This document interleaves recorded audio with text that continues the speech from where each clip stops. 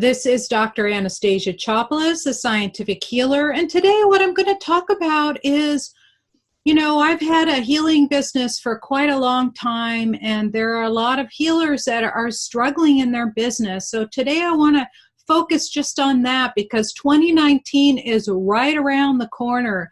And what would be really great is to give you some of the strategies that I found really, really effective. When I first started my business, I went from 0 to 6 figures in between 4 to 5 months. And it's not because I was that business savvy. It was because I had some really great coaches that told me, okay, you need to do this and you need to do that and you need to do that. So I'm going to tell you some of those things that I did in the very beginning. And it doesn't matter where you are in your business, they can work for you right now. So the first thing that I did was, the first thing that we should all do when we're starting a business is, if you don't have this yet, you really need to have a separate business account. That's a separate checking account and separate credit cards, and only your business stuff goes on there. Don't put your haircuts, don't put your clothes, only put your business expenses. If you're going on a trip or your airline and it's all business, then you put that on that card. So this is, doesn't matter where you are in the world, it's really, really helpful to keep those two things separate. And there's a good reason for that. And if you are working as a consultant, for example, in some states, you don't need to get out a separate business license. So you really need to check into that and decide whether you're going to or need to have a business license. If you are having clients and people coming in and out of an office or a home, you absolutely need one. I don't know any states where you don't. But because I do all of my work from my office here, and because my business is my name, then I am exempt from that. And what cities and states don't want to have happen is, if you're living in a residential neighborhood, for example, they don't want you to have a stream of customers coming in and out of your home and disrupting the neighborhood because you are not zoned for business. So that's the first thing, is open a business account with the business credit card and make sure that you are a separate business entity. And sometimes, like, I didn't know some of this until a year into my business when I hired a bookkeeper. And then she says, no, you can't do things the way you've been doing. It's too intermingled, and the IRS will count you as a hobby and disallow all your expenses, even if that's your sole support, how you're getting your business. So this is all really important. So that's the first thing. That's before you even go out and find business. So the next thing is that you'll hear, oh, you need a website, you need to write a book, you need to do a course, you need all this stuff, and you'll find out that you really don't need any of those things to get started in your business. The thing that you really need is clients and a way to accept payments. So fortunately, PayPal, there's Stripe. Stripe I recommend. I've had no trouble. PayPal I've had trouble with because they'll withhold payments until you're an established business, and they'll only allow you to take so much out. So when I first started using PayPal, it was a little bit painful. But Stripe.com, you can take cards, and there's also Square Up. And those two, you can get a little device that goes on your phone where you can swipe the cards yourself, and you get pretty decent discount rates. I would not go to getting a big credit card processor. But it's good to take credit cards. It does cost you a little bit. You can also do direct bank transfers. And of course, when you're meeting with people, cash is always welcome too, of course. That's the next thing, is the ability to take a payment. And for those of you that are in business already, If you haven't considered taking credit cards, I would do it. I have most of my business is credit cards. The reason why I really like taking them is because I don't have to chase down people for a check, or I don't have to chase them down for money, because I've made the mistake of delivering a service before I got paid, and then I had to chase down the money that I was owed. And so I find that always having a card on file, and you need to keep that in a nice secure place, but having a card on file is really, really, really helpful to be able to charge right when you deliver the service. The other minimum thing that you need is you don't need a website if you're just starting out. You don't even need a website when you're well into the business. It's only the minimum website that I would say you would need if you decide to have one. Remember, there's cost and upkeep, and there's all that. But the minimum that you would need is something that you would call a business card website. It's got your bio, it's got some testimonials, it's got ways to contact you, it's got a calendar link. So there's still a free calendar app that you can use. It's limited. You can only have so many appointments a month. But when you're just starting out, it is a really, I have used it. I use it. It's called calendly.com, calendly.com.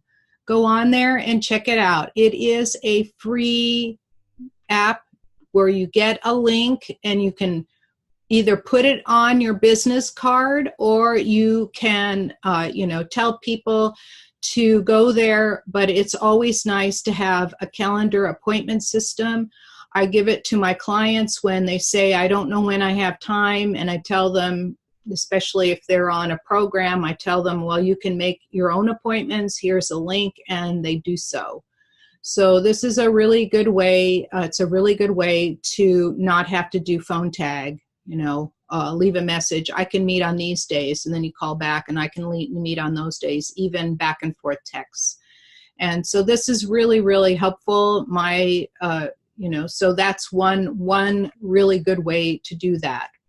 So the next thing, the thing that you really need to have is, it's good to have a business card.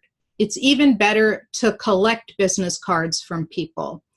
The reason why you want to collect the business card is now you're in control of the contact. So now you're the one dialing the phone, or you're the one sending the text message, or you're the one connecting on Facebook and having conversations with people. So it's better to collect the cards than to have the cards, but it's always good to exchange cards. So have a business card. You want phone number, email address.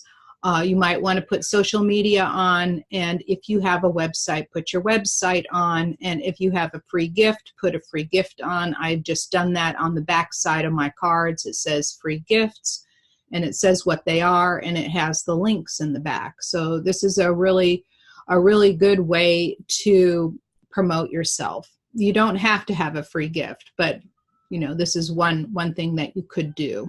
So those are the minimums. Have a way to accept payments, have a separate account, and have a card or something that's got information on you.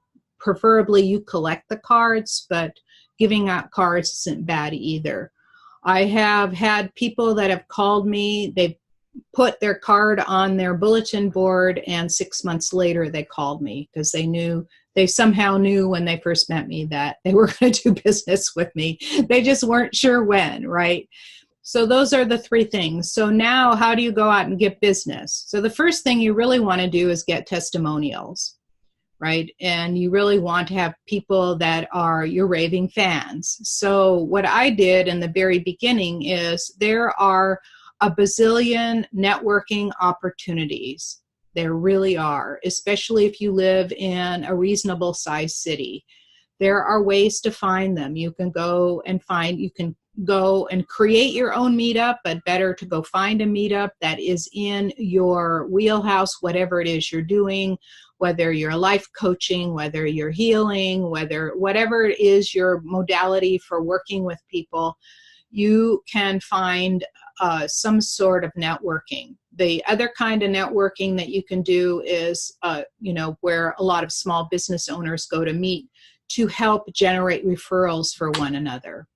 So since I live in the Los Angeles area, there are literally 10 to 15 meetings a day in my local area where I can drive less than an hour to go if I wanted to. But in those cases, most of them are not appropriate. So the reason why you want to go to meetings like this, especially with business owners. So if you're a healer or a coach, the business owners are the most open-minded because they are the out-of-the-box thinkers, right? Even if they're running a bookkeeping business or they're running an insurance business, they're still out-of-the-box thinkers because it's easier to go to work for somebody else than it is to, plant your own flag and say, this is my business. It's a lot easier to go get employment and a lot of us are unemployable. The next thing to do is to go out to where you meet other business owners and you introduce yourself and you offer a free session. And so what I did was I offered free sessions, and it took a couple of months for people to get to know me. Wherever there was a social anything with any of the people, I would just go.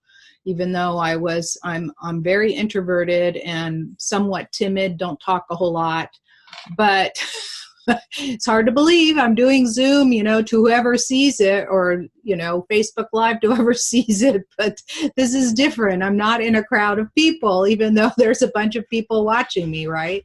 So the thing that I did was I went out to local networking meetings and I offered free sessions and people would talk to me, and I introduced the idea of energy healing, and I really got into the details, which isn't necessary. You just want to talk about results, right? So that's what I did. And as soon as people started coming back with testimonials, especially if you get a chance to get up, like everybody gets up and says what they do, and then they can give a 10-second testimonial. I went to one such organization and people started giving me testimonials like crazy.